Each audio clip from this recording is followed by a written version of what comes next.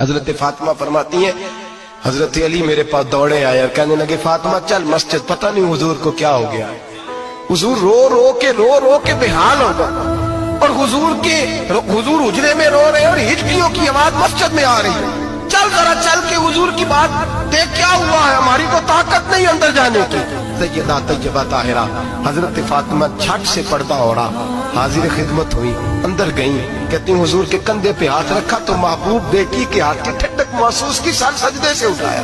फरमाया फातिमा आ गई हो? हुजूर आई। फरमाया चल बेटी तू भी हाथ उठा और मेरी उम्मत की बेटियों के लिए दुआ मांग। चल तू भी हाथ उठा, मेरी उम्मत की बहनों माओं के लिए दुआ मांग। महबूबा क्या हुआ? मेरे हबीब ने फरमाया रात मुझे दिखाया गया है दोज़ख में कुछ बीबियां हैं, उनके बाल फरिश्तों ने बांधे हुए हैं और उन्हें गुर्ज मार रहे हैं। वो चीखती चिल्लाती हैं और मदद के लिए पुकारती हैं, वो बड़ी तकलीफ में हैं। बीबी साहब अर्ज करते हैं या रसूल अल्लाह उनकी गलती क्या है?